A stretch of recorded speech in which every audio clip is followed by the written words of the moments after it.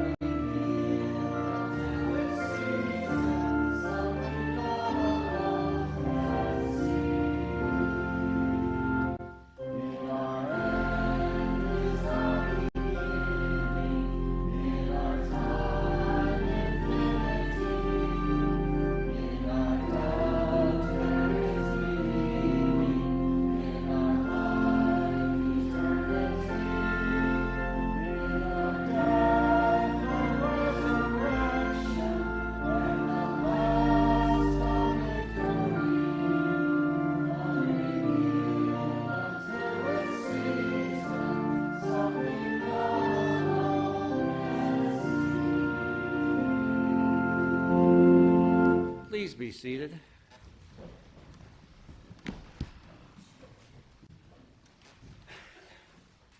The Gospel readings from the 14th chapter of the Gospel of St. John. Do not let your hearts be troubled. Believe in God, believe also in me. In my Father's house there are many dwelling places. If it were not so, would I have told you that I go to prepare a place for you? And if I go and prepare a place for you, I will come again and will take you to myself, so that where I am, there you may be also. I will not leave you orphaned. I am coming to you. In a little while, the world will no longer see me, but you will see me. Because I live, you also will live. On that day you will know that I am in my Father, and you in me, and I in you. I have said these things to you while I'm still with you, but the Advocate, the Holy Spirit, whom the Father will send in my name, will teach you everything and remind you of all that I have said to you. Peace I leave with you. My peace I give to you. I do not give to you as the world gives. Do not let your hearts be troubled, and do not let them be afraid.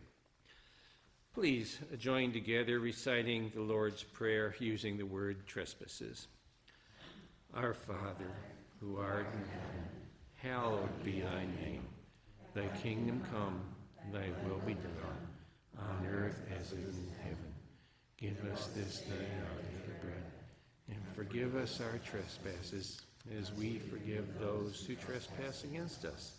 And lead us not into temptation, but deliver us from evil. For thine is the kingdom, and the power, and the glory forever. Amen. We now have a series of readings.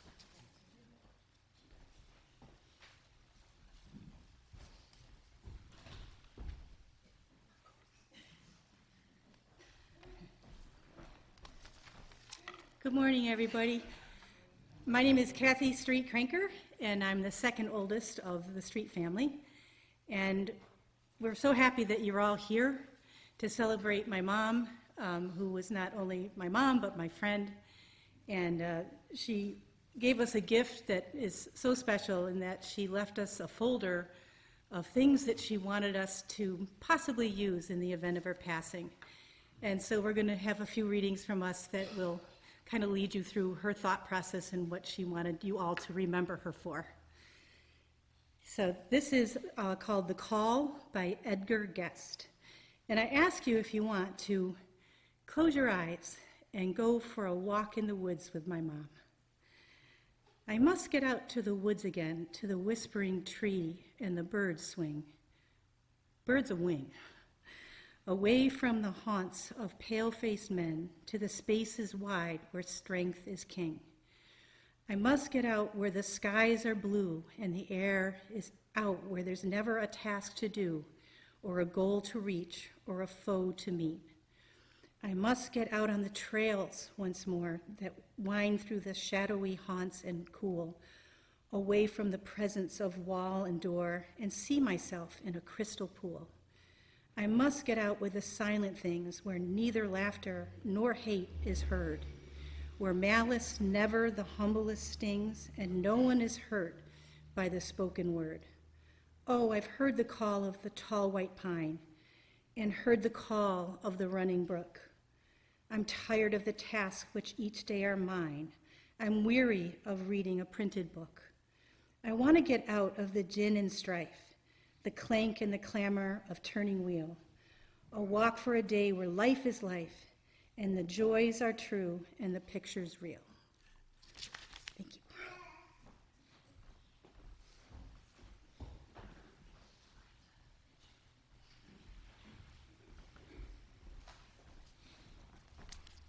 Hello, I'm Betsy Street. I'm the oldest one. And my sister was just sitting next to me saying, I don't know if I can do this, I don't know if I can do this. And Kathy, you nailed it. Yeah, that was beautiful. So I am reading a poem Mom selected called God's Garden. And it was all God and He through this whole poem. And about 10 minutes before the service, I suddenly realized that Mom was a passionate believer in that God was neither female nor male. So Ken quickly marked up the poem. And we have all alternative, or the words that Mom would have resonated. God's garden. God looked around the garden and found an empty place. The living one then looked upon this earth and saw your tired face. God the divine put arms around you and lifted you to rest. God's garden must be beautiful. God always takes the best. Your maker knew that you were suffering and knew you were in pain. God knew that you would never get well on this earth again. The gracious Spirit saw that the road was getting rough and the hills are hard to climb.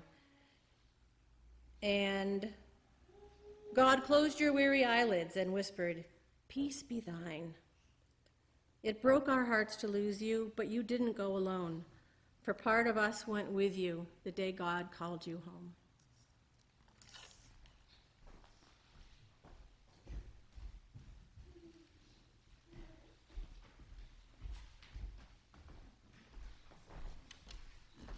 I'm Jim Street. I'm number 3 in line, just to keep the sequence going.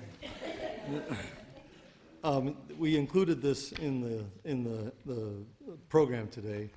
This was a list that none of us knew about prior to going through Mom's things after her passing. And it's pretty interesting how she put this list of things together and these thoughts. They were actually written at different times because you can't see it in this printout, but different pen and different penmanship. So she came back to this here and there, and I think it just captures my mother. My happy list. I appreciate John, my house, Heidi, Elliot. Now, Heidi and Elliot were their favorite dog and their favorite cat over time. Sally and Dave, my children and grandchildren. Now, it's interesting that this shows up 5th or 6th on the list. But I'm assuming this isn't a forced rank. The new car. A warm fire, my recliner chair, a hot bath, snuggling with John, hugs, sewing baby quilts, which he did for everybody, my church, the choir, taking walks around our property, the beautiful Bristol Hills that we live in, Nancy and Don and Jeanette, and our get-togethers, Betsy.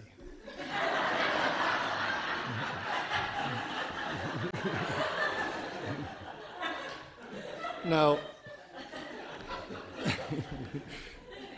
my parents always instilled in us this, and they worked very hard to make sure that there were no favorites. We were all treated the same, almost irritatingly so. But now we know.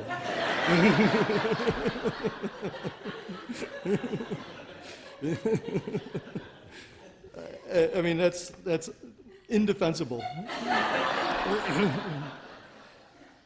Our trails, my garden, the sun, and Florida in winter.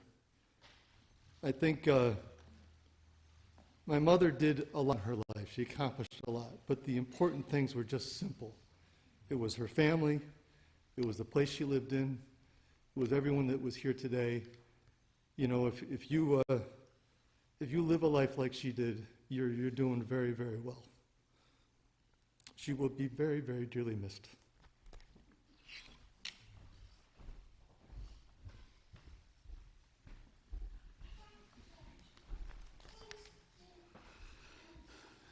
So I'm Nancy. I'm number 4. I'm the last. So after I left the house, all her children were raised. Our mother went on and I think recaptured her creative and her intellectual side, and she started pursuing things like painting and writing and drawing and expressive dance. And her spiritual side and where her place was in the world. And this is one of the things that was in the folder that she left for us, and this was something that she had written on July 21st, 1993. Thanks to my friends and family for coming along my way. I've sure enjoyed your presence in days of work and play. But now the light is fading, I can't see you anymore. So I'll say goodbye, God bless you, and head for the far aft shore. I pray you remember me as you think back over the years and find in your heart the comforting thought, I'm glad that Anne was here.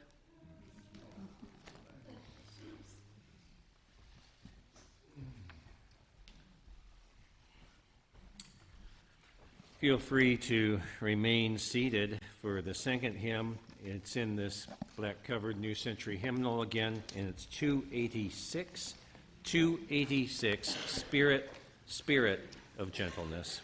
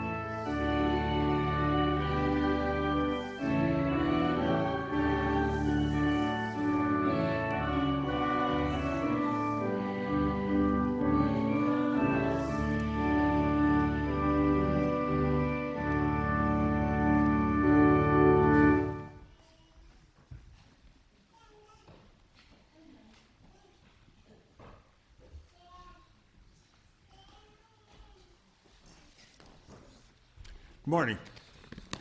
My name is Brian Krause. I was pastor here for 35 years. And Ann was a very good friend of mine, as well as John. When I read that Ann and John were baptized on the same day, they discovered this many years later, I thought immediately that it took with Ann, but it didn't take with John.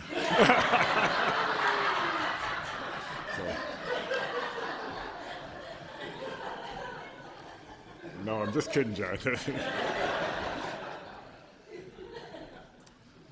Today we remember and celebrate the life of Ann Street. She lived a very full 88 years, and she was blessed all during it, and she was a blessing to us. Her decline physically and mentally was hard on her, and was especially hard on you, the family, as you moved through this time. As someone that was so engaged in life and so engaged in living, to no longer be the vibrant woman she once was. I will always remember Ann as a person who deeply cared for her family, for her neighborhood, for the neighbors around her, for her friends who she took care of at times, and for this community in which she lived, as well as this congregation. For me, Ann always seemed to have pursued many, many different interests in life, as you heard. She had an ease of friendliness that came in her life. She had a love of learning and a solid, playful, down-to-earth disposition, which she conveyed with a radiant face and a good sense of humor. I remember Ann, the very first time, coming to the church where I was serving in Buffalo. She was a part of the search committee that brought me here. We went to the parsonage afterwards, and I remember her, of all the people, all this long years ago. And I remember her because she was so encouraging to me, asked such insightful questions. And throughout the 35 years I was here as pastor, Ann became one of my confidants, as oftentimes it is. The search committee serves as part of the pastoral support committee. And she spent time being deeply involved as a friend and as a church member here. She gave me some sage advice the first year I was here, when there was a group of people that didn't want me here as pastor. And so we sit down and we talk about it, and she said to me one time, how can these people, meaning the people who were giving me a hard time, how can these people be a teacher to you? What can you learn from them? And it changed my whole perspective of the situation, of them, and of myself. There was a wisdom within her that came out. All through the 35 years, Ann, as pastor, Ann was a good friend. She was a good listener, and she gave advice sparingly. And when she did, it was often with good humor when it was needed. We laughed a lot together, and it was mutual. She would oftentimes stop by the church, and it was my turn to listen to her, to give advice very sparingly, and to be supportive of her in all that she was going through as she was searching in her life. We had a deep respect for one another. Ann was a very active member of this congregation. She sang in the choir every Sunday, except in the summer when she was with John at the river with her family. She served as a youth confirmation mentor and did it very well. And she served in various capacities in the life of this congregation. Ann had a thirst for knowledge and for learning, and just coming to understand life and why, the wherefores of it. She attended many of the Bible study group, or the adult group studies we had at the church that focused on spiritual and personal growth. She got excited about reading, when she read the books of Marcus Borg and Matthew Fox and other people. She would attend workshops outside the church in this expanding understanding of life. She went through the Unwrapping Our Gifts program here and had a greater appreciation for her own gifts and encouraged other people to share theirs. I think Ann had a broad view of reality. While most people see life kind of like this, those edges we bump up to in our life, Anne believed life was much bigger than that. She had a kind of a mystic within her. She enjoyed the life, and she searched for what we call the thin places, the places where heaven and earth come together, where seemed to touch, where she had a greater sense of what the fullness and sacredness of life. To me, Anne was a person of deep faith who embodied the love of God by what she lived, by what she did, who she was, and how she approached other people. One thing I remember very clearly in her time here, she was elected by the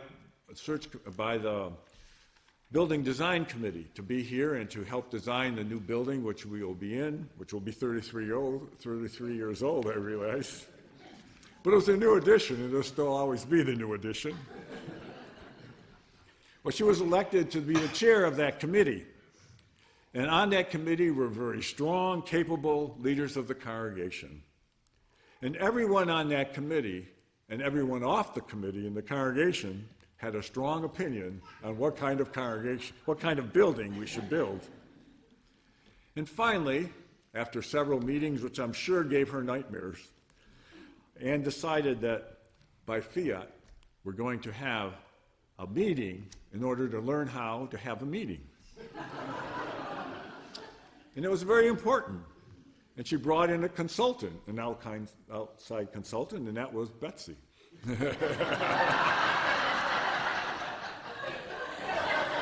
Pardon? Yeah, and also, and the committee responded after that, and it was very productive. As you can see, we have a building. But I gained a greater respect for how she handled things and how she handled people and how she loved this church and wanted to see things done. John, Betsy, Jim, and Nancy, and Kathy, thank you for letting me share with Anne in your life and the life of this congregation, because she was important to me and to so many others. With Anne's passing, I trust that the love of God that held her through this life, that blessed her in so many ways, holds her now, and that she is blessed with new life beyond this world. And she is restored to the person that we knew her and loved her as. And the same love of God that holds her holds each one of us as well. Now you are invited to come up and give some remembrance of Anne. Remember, you are being live streamed and recorded forever. So choose your words.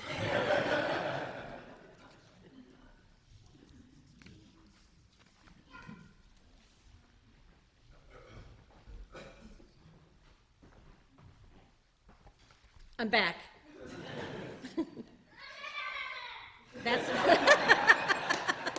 That's my grandchild. Oh, Brian, that was really something, and I wish I had known that person. I did. She was my mom, but there was so much more to her, and so much more of her after we were grown and gone, that I'm proud to be her daughter. So I was just thinking about, I knew I wanted to say something, and it was not until last night that I finally sat down and tried to think about it, and how to reduce my mom to 2 to 3 minutes. I mean, she's just my mom. She's not that amazing person. I didn't know her as that. But she formed my values and who I am. She bugged me a lot when I was a teenager. She supported me all the way through. And she loved me, and I always felt that love. Even when, usually the day before Christmas, she would threaten to cancel Christmas. Because they've got an applause sign back there. She really was an amazing mother, and I just didn't realize it then, but what she did with us, I did with my children. So she was a zoology major in college and kind of had a yearning to be a doctor, but that was not to be. So that came out in how she was our mother. We incubated chickens, and she would, as through the 3 weeks that an egg is incubated, she would take out an egg, crack it open. We'd all examine the little embryo fish that was growing, and then she'd take a spoon and show us how you could get some cardiac activity going with the reaction between the metal spoon and the little chicken embryo. We thought that was pretty cool. The other really cool thing was we would fish in our pond, and once the fish had expired, you could gush out its eye and then gush out the lens from the middle of the eye and drop the lens in a glass of water and look through it, and the world was upside down.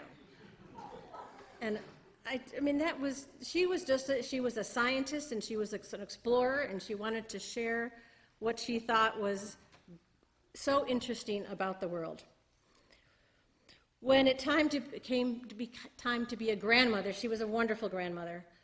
We all kind of spread ourselves out along the thruway, along I-90 and onto the Mass Pike, and she and Dad would make circuits to visit all of us.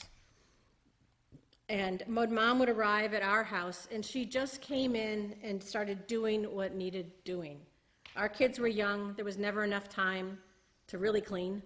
And so she'd come in, and the sponge would come out, and she'd get around the grime around the kitchen faucet. It became her job to clean the goldfish bowl, and we just could have delegated that to her, and the kids would say, "Mom, we can't see the goldfish." And I'd say, "Don't worry, Gamu," that was her name, "will be here soon, and she will do it."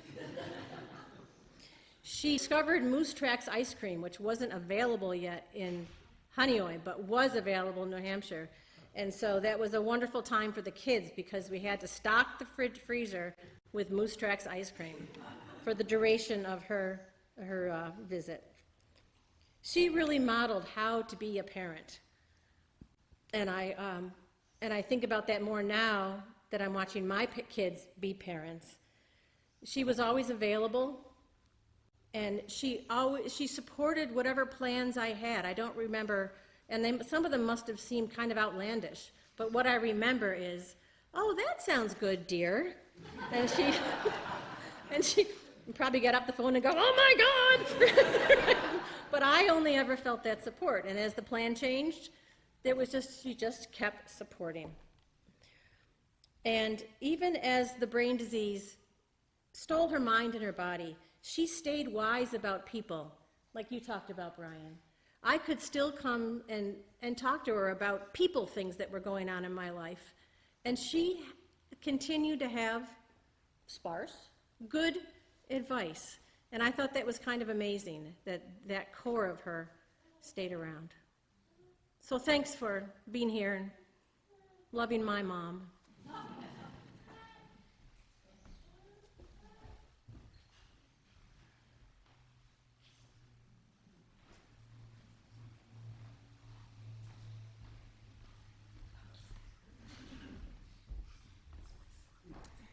Hi. I'm Seth Clearman. I'm not number 5. I'm not number 10. But I'd like to think that I had a number somewhere, maybe 30, 40, somewhere down there.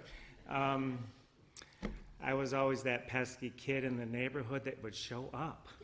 And I spent so much time with the Street family, and Ann was always there to open that red door on the side. When I would knock, she'd be like, "Oh, hi." I didn't know if it was agita or if she was really happy to see me, but one way or the other, it was always great. She was very supportive. She was always there for me and anything that I needed from her. It was a wonderful honor to be part of your family and part of having her in my life as well. I wasn't in the circuit either, but I do remember the time that we were in Jackson Hole, Wyoming on the ranch, and John and Ann came for a visit in the fall, and they spent the night, and the next morning they knock on the door and they said, "Seth, I think the barn's on fire. In their most casual way, and I look out, but sure enough, okay. But, you know, thank you, John. Thank you, everybody, for letting her be part of my life, too. Thanks.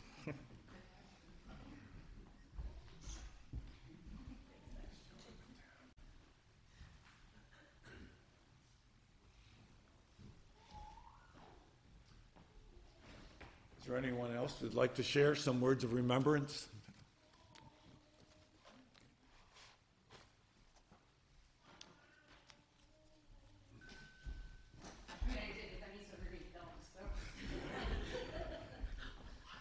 I'm like number 42. And Anne was my Gamu, and she was incredible. And I just want to say that Gamu understood depression in a way that I didn't, in this really gentle, quiet way of letting me know when the darkness got too much, that it was temporary, and that pointing out where the lights still were. She had this inherent understanding of things that don't feel understandable for me. And she was so loving and so smart and so quick-witted, and she could hear you miles away. And it was a really special, it was terrible for me all the time, but it was also great is she would be the only ones laughing at my punchline. I would say something and I could hear her across the house laughing at whatever I said, which made me feel great. And I think that she had this amazing ability to make everyone around her feel great, feel seen, feel supported, almost blindly supported and loved, and that was so important. And when I look out at all of you people, and I know how much of her is in you, that's the dream. I can't imagine a better life lived. Thank you.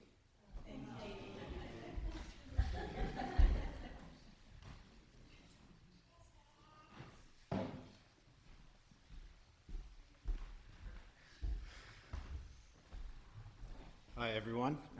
I'm Owen Street. I'm one of her grandkids. Jim's my father. It's hard to think of a story to capture her, 'cause, you know, I just have endless fond memories of coming here up on Gulick Road as a little boy, and seeing Grandma and Grandpa was just such a great place to be.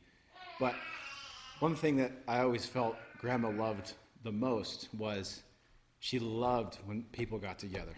And when our whole family got together, it just nothing made her happier. And she'd be so, so happy that we're all together today. And I miss her, and I love you all. And I'm so glad that we have this day together. Thanks.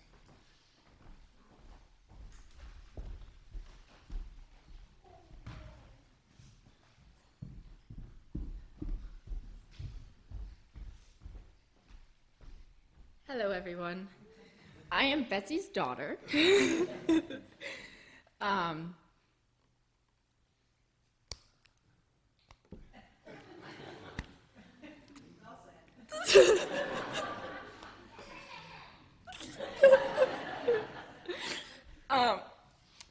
As you guys probably know, Canada was one of her favorite places. We have so many memories up there of her welcoming us into the cottage, seeing the kid family, Cheryl and Jim. One summer I went up, I think it was just me, and Gamu goes, "Elena, do you want to go back to school shopping?" "Yeah, I do." I am the youngest of three of us, so I had two older brothers. My fashion was not that great. I remember pulling into this big store and realizing that, oh, we're actually doing this, okay. I remember I was standing at the rack going through the clothes, and I remember her being like, "Did you find something? Are you ready to go? Can we go?" I was like, okay, let me finish. I remember exactly what it was. It was a green shirt with a little diamond dolphin, a blue and green flowy skirt, a hat that went with it, and a purse. She also did the same for my cousin Jane, and we have a picture of us on those rocks. So I want to say thank you, Gamu, for all the memories, all the laughs, and of course, all the love you keep telling us.